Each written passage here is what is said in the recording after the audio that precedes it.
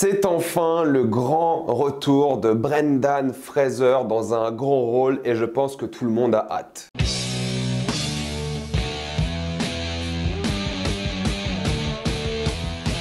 The Whale. Comme d'habitude, jusqu'à la minute indiquée dans le titre de la vidéo, il n'y aura pas de spoilers, comme c'est tranquille, après on va tout spoiler. The Whale est l'histoire d'un homme extrêmement obèse qui essaie de reconnecter un peu avec la fille qu'il a eue quand il était plus jeune, sauf que malheureusement, cela fait longtemps qu'il n'a pas été dans sa vie et les retrouvailles sont difficiles. Avant de parler de The Whale, j'aimerais comme d'habitude remercier le partenaire officiel de cette vidéo, CyberGhostVPN et ses 38 millions d'utilisateurs et presque 5 sur 5 sur Trustpilot. Vous pouvez regarder tous les films du réalisateur d'aujourd'hui, Darren Aronofsky, sur plein de plateformes différentes et tous les films de ce réalisateur-là ne sont pas disponibles en France. Donc si vous voulez voir sa filmographie, vous devez aller un peu voir sur différents pays comme les États-Unis ou même nos pays voisins, la Belgique, la Suisse pour la VOSTFR ou même le Canada, pour trouver ces films et les regarder sans problème. Et vous débloquez même la meilleure plateforme de streaming d'après moi, HBO Max. Vous pouvez aussi, si vous le souhaitez, regarder la Formule 1 gratuitement avec un VPN en Belgique sur RTBF si vous aimez ça. Et vous pouvez aussi avoir, si vous êtes comme moi, un consommateur de YouTube, YouTube Premium pour pas cher avec un VPN en Inde ou en Argentine. Ça fait moins de 2 € par mois. Vous serez bien plus en sécurité avec un VPN, que ce soit à l'université, à la bibliothèque ou à l'hôtel. Vous pouvez partager un compte avec 7 personnes au total. C'est disponible sur tous vos appareils préférés. En quelques clics, c'est fait. Vraiment, tout le monde peut l'utiliser. Vous pouvez essayer par vous-même. Vous êtes satisfait, remboursé sous 45 jours et vous avez une assistance technique en français 24h7. Utilisez le lien dans la description, dans le commentaire épinglé afin de vous abonner à CyberGhostVPN et bénéficier de 83% de réduction plus 4 mois gratuits. Foncez sur l'offre. Plusieurs choses à dire. La première chose qui m'a beaucoup fait rigoler, c'est l'affiche française de The Whale. Évidemment, c'est déjà très badant et tu sais pas trop ce que tu vas voir. Et j'avais pas vraiment trop vu de bande-annonce. En tout cas, je me rappelais pas vraiment l'histoire avant d'aller au cinéma. Mais ce qui m'a beaucoup fait rire, et tout le monde s'en moque un peu sur les réseaux, c'est le fameux bouleversant tout en haut. Parce qu'au fait, il y a juste marqué bouleversant. Il n'y a pas de titre de magazine qui l'a prononcé, de réalisateur, d'autres personnes, même d'influenceurs. C'est déjà arrivé en France qu'il y ait des noms d'influenceurs sur des affiches de films. S'il vous plaît, ne mettez jamais mon truc sur une affiche de film, ça n'a pas de sens. Prenez plutôt un magazine professionnel, soyons honnêtes. Mais tout ça pour dire qu'ils ont mis le bouleversant comme ça, sans rien. Genre ça aurait pu être Darren Aronofsky qui l'aurait dit, ça aurait été pareil. Ça m'a fait rire, tout le monde s'en moque, c'est normal, parce que c'est ridicule. Limite, tu peux penser que c'est le titre du film. Enfin bref, c'est n'importe quoi. Tout ça pour dire qu'il y a deux choses qui font leur retour aujourd'hui avec ce film. Le film est sorti hier au cinéma et est disponible en VOD depuis longtemps, mais s'il vous plaît, allez voir ce genre de film au cinéma, l'expérience sera meilleure. Enfin, je vous ai pas encore dit si le film est bien. C'est le grand retour de Darren Aronofsky qui n'a pas fait de film depuis 2017. Il avait fait Mother en 2017 et Mother, j'avais beaucoup aimé. J'ai trouvé ça peut-être un peu simplet sur certains trucs, voilà, c'est la Bible, mais j'ai trouvé ça vachement bien comme film, vachement immersif, j'en ai de vraiment bons souvenirs. Et au fait, j'ai vu, je crois, tous les films d'Aronofsky et j'aime bien quasiment tous ses films, même ceux que j'aime le moins, je comprends ce qu'il a voulu dire et j'apprécie son cinéma. Vraiment, dès que je regarde un film d'Aronofsky, oui, à la fin, j'ai envie de me foutre une balle dans la tête, mais au moins, c'est une proposition de cinéma que moi j'apprécie. Et avec ce film-là, j'ai des choses à dire sur Aronofsky. Ensuite, c'est le grand retour de Brendan Fraser. Le monde a un peu exagéré cette image de Brendan Fraser par nostalgie. Je l'aime beaucoup aussi, je suis aussi nostalgique de lui, mais je trouve que c'est dommage qu'on parle pas assez de son jeu d'acteur justement. On parle de lui parce qu'il a bercé notre enfance et tout, mais on parle pas vraiment de ce qu'il a fait. Moi, je crois que son rôle le plus mémorable, je dois être honnête avec vous, c'est dans Scrubs. Pour moi, dans Scrubs, il m'a vraiment marqué pour le coup. Mais bon, encore une fois, je ne remets pas du tout sa carrière en question, c'est juste que je trouve qu'on en fait un peu des caisses. Mais tant mieux, c'est positif, donc ça fait du bien. Je vais me faire détester, je sais, mais je voulais le dire. Mais du coup, c'est quoi un peu ce film? C'est l'histoire de cet homme qui est extrêmement obèse, qui est dans sa baraque et il ne quitte jamais sa baraque et au fait, c'est sa vie durant un moment fatidique de sa vie. Comme vous pouvez le voir, hein, c'est un homme extrêmement obèse et évidemment, quand tu as ce poids-là, ta vie est en danger. Du coup, on vit un peu les derniers moments de sa vie, c'est dit au tout début du film, hein, et on vit ces dernières semaines où il sait qu'il va y passer parce que voilà, forcément, et on le suit justement dans ça. C'est quelque chose d'assez particulier parce que c'est adapté d'une pièce de théâtre et ça se ressent beaucoup. Et moi, ce que je vais dire par rapport à ça, c'est que c'est un film qui a coûté 3 millions de dollars, qui en a déjà rapporté 30 millions, je crois. Donc, il y a un vrai carton pour le coup. Mais pour parler juste d'Aronofsky, pour commencer avec lui, je trouve vraiment que c'est son film le moins intéressant. C'est de loin le film le moins Aronofsky. Limite, genre Noé, qui est pas ouf en soi. Et genre Aronofsky qui fait du blockbuster, c'est pas fou de base. Mais Noé, je trouve qu'il y avait plus d'idées que dans The Whale. Le seul moment aronofskien, c'est vraiment la toute fin. Mais je trouve que la fin dénote complètement de l'œuvre, mais c'est en même temps là que j'ai retrouvé Aronofsky. J'ai trouvé qu'il n'y avait aucune inspiration dans ce qui a été fait. Les seuls moments où je trouve qu'il gère vraiment très bien, c'est la musique. Je trouve que la musique est vraiment excellente, mais il nous montre des choses, mais c'est pas par la caméra que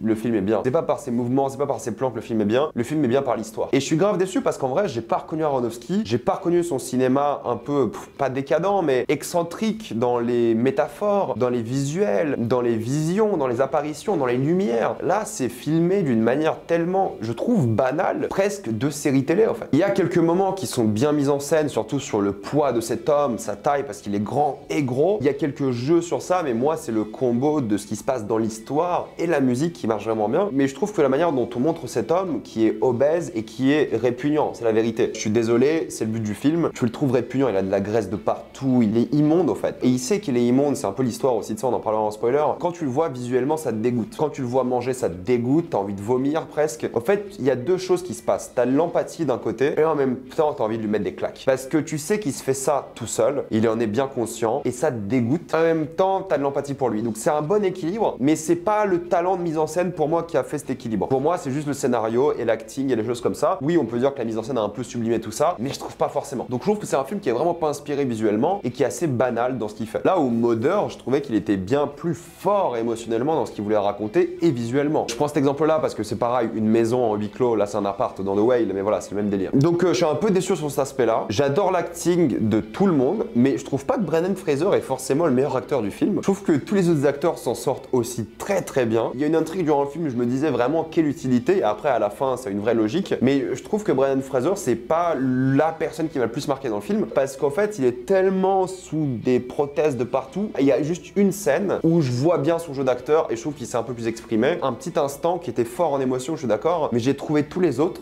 limite pas meilleurs, hein, parce que bon c'est pas le même jeu d'acteur évidemment, mais plus mémorable. Après vous allez me dire c'est le but de l'histoire, c'est qu'il disparaisse sous sa graisse littéralement, mais pour moi il y a même pas de débat quoi. Il mérite pas l'Oscar vu la compétition, si on doit parler de ça. Aucune chance, ça serait pas mérité. C'est une bonne performance, hein, mais elle m'a pas marqué. Et je trouve que les autres acteurs lui font de l'ombre aussi. Hein. Et c'est pas une mauvaise chose, tant mieux. T'as un casting vraiment 5 étoiles, tout le monde est excellent je trouve, super. Surtout sur ce film-là, je trouve que les gens ils surévaluent un peu trop sa performance comparé aux autres qui sont aussi excellents. Mais en fait c'est ça qui est fort, c'est les émotions que tu ressens dans ce film. C'est le dégoût, c'est l'empathie, c'est la curiosité, tu veux savoir pourquoi il est devenu comme ça. Mais je trouve que en fait c'est un film qui dure quand même 1h57 et c'est passé trop vite. C'est une bonne chose, hein. Je me suis vraiment pas ennuyé devant, c'est passé super vite, j'étais investi émotionnellement, mais la fin est arrivée beaucoup trop vite et j'étais grave déçu. Genre la fin pour moi c'est à peine une conclusion. Il y a un gros punch émotionnel à la fin qui a failli me faire verser des larmes, mais ça s'est fini tellement vite juste après. Vous savez, des fois vous regardez des films et émotionnellement t'as cette fin et tu pleures et t'as le générique qui arrive et le générique est genre juste traumatisant parce que t'es encore en train de pleurer et tout. Et là c'est arrivé tellement vite que j'ai pas eu ce moment qu'il s'est passé deux choses dans ma tête. D'un côté je me suis dit ah c'est Aronofsky et après j'ai vu le générique, j'ai fait quoi? Et du coup ça m'a fait remonter les larmes presque. Bouleversant.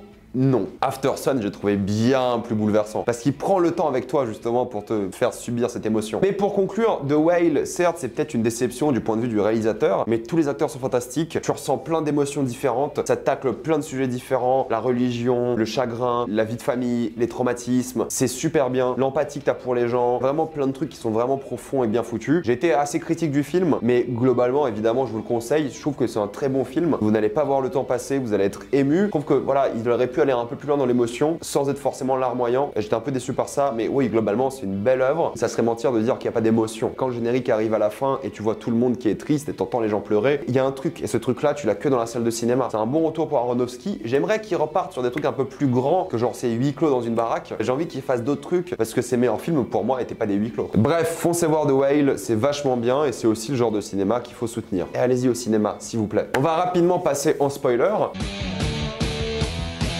J'ai pas trop envie de parler du film en spoiler énormément parce qu'en fait c'est assez peu subtil ce qui se passe dans le film. Chaque personnage représente vraiment des émotions différentes, une personnalité différente. J'adore juste l'interaction avec Brendan et Liz parce qu'en fait ils s'entendent tellement bien parce qu'il y a tout son passé avec son frère et tout. Bref, c'est tellement complexe et tu comprends pourquoi Liz au fur et à mesure elle est là. Il suffit d'un mot, le mot c'est Liz pour qu'ils communiquent et j'adore ça et l'actrice est phénoménale. Et bref, j'adore leur relation, l'empathie, le désespoir. Elle essaye quoi qu'il arrive de l'aider mais elle sait que c'est foutu. Puis elle est triste et à la fin elle lui dit je t'attends en bas. Elle sait très bien qu'il va pas le revoir en bas quoi. Elle va revoir son corps en bas, elle le sait. C'est un personnage vraiment fort, qui a de l'empathie, qui se laisse pas marcher dessus et j'ai adoré son personnage. Limite, je l'ai plus apprécié que le personnage principal. Et le personnage principal, le but c'est le détester. Tu détestes ce gars. En vrai, c'est complexe parce qu'il y a rien à faire pour l'aimer. Il se détruit sa vie, littéralement. Il se déteste. Certes, c'est le chagrin qui lui a fait ça, mais Liz a vécu le même chagrin que lui. Et Liz, elle s'est pas laissée aller. Liz, elle a fait face. Et lui te dégoûte parce qu'il a abandonné sa fille, il a abandonné sa femme. Je m'attendais pas à voir la femme dans le film et quand elle arrive, pareil, elle est super poignante. Mais tu vois qu'il y a encore du respect respect, il y a encore de l'amour, et ils parlent de leur fille, de la manière dont ils ont échoué, le divorce et tout. C'est des émotions tellement complexes et ils parlent de tellement de choses différentes. Et c'est ça que j'aime bien, c'est les interactions entre les personnages et la manière dont c'est bien embriqué. Et il n'y a pas une ligne de dialogue qui est en plus, et c'est vraiment super bien foutu. Et les émotions sont complexes parce que comme toi, le spectateur, t'as envie de détester ce gars, mais en même temps t'as de l'empathie, et je sais que je me répète, mais tous les personnages le voient un peu comme ça. Et c'est bien qu'ils parlent de choses sérieuses parce que t'as cette fille qui arrive dans sa vie, qui a été abandonnée à 8 ans pour que ce gars-là aille voir un autre homme et a abandonné sa fille pour coucher avec l'un de ses élèves. C'est une dinguerie en vrai. Et tu le détestes pour ça. Mais pas au point de se gâcher la vie, mais c'est pour ça qu'il se gâche la vie. C'est qu'il est conscient qu'il a déconné et il se bouffe, il se suicide par la bouffe en fait. Et c'est ce qu'il veut faire depuis le début. Et c'est répugnant. Il y a cette scène où il bouffe jusqu'à en vomir, ça m'a dégoûté. Mais c'était triste aussi. Parce que t'as envie de le pardonner. Le gars religieux de New Life, enfin c'est pas vraiment New Life, mais vous avez compris, qui est là et qui raconte son histoire, tu te demandes mais à quoi ça sert dans le scénario, où est-ce que ça va aller, et tu comprends que justement c'est Ellie qui est là pour le sauver. Et c'est beau ce qu'elle fait parce qu'en fait elle est pas démoniaque, enfin moi je l'ai pas vu comme ça. Elle est pas méchante, c'est juste qu'en fait elle a pas eu l'amour qu'elle voulait, ni de sa mère, ni de son père. Et là elle transmet, peut-être de manière volontaire ou pas, de l'amour à cet homme. Et ça le libère lui, et ça la libère elle. Et moi le punch émotionnel où je voulais vraiment pleurer, c'est quand t'apprends que l'essai qu'il lit depuis le début, pour se réconforter, c'est l'essai de sa fille. Pour le coup je l'ai pas vu venir, je m'y attendais pas du tout. C'est l'essai de sa fille qu'elle a écrit il y a eu super longtemps. Et quand elle le lit à la fin, l'acting est super, et il se lève enfin, il s'élève vers le ciel. C'est une belle scène, et c'est le seul moment qui a Aronofskien du coup. Et j'étais vraiment ému, et je voulais vraiment pleurer, mais le film ne veut pas que tu pleures presque, parce que c'est un moment triomphal au final. Cette fin-là, elle est censée être positive, elle est censée être belle. Oui, il s'est suicidé par la bouffe, mais sa vie, là, elle se conclut sur une victoire. Donc en vrai, je voulais pleurer au début, quand t'apprends que la lettre et tout, je voulais vraiment pleurer. J'étais pas loin, mais le film se finit sur une victoire en fait. Et du coup, quand le générique arrive, je sais pas si j'aurais voulu plus de temps, voir peut-être le corps de Brendan ou un truc comme ça, je sais pas ce que j'aurais voulu, ou le voir, je sais pas, avec sa fille dans la main sur la plage, je sais pas ce que j'aurais voulu voir. Mais ça m'a sorti du truc, c'est-à-dire que ça m'a sorti de la tristesse, ça m'a envoyé vers un moment de joie presque. C'est peut-être ça aussi qui fait une bonne fin de film, hein, c'est les émotions conflictuelles comme ça. J'étais juste un peu déçu que ce soit le seul moment qui est digne d'Aronofsky. Le flash blanc, flashback et le film est fini. Tu fais ah, je comprends ce que tu veux dire, mais juste j'aurais aimé que le film soit comme ça. J'aurais aimé que le film soit plus original, qu'il se permette plus de folie visuelle comme ça. C'est de loin le film d'Aronofsky le plus accessible, de loin je trouve. Donc je suis un peu déçu par rapport à ça, mais parce que j'avais des attentes particulières. Mais le film est quand même très bien, je vous le conseille. C'est pas l'un des meilleurs films que j'ai vu cette année honnêtement, mais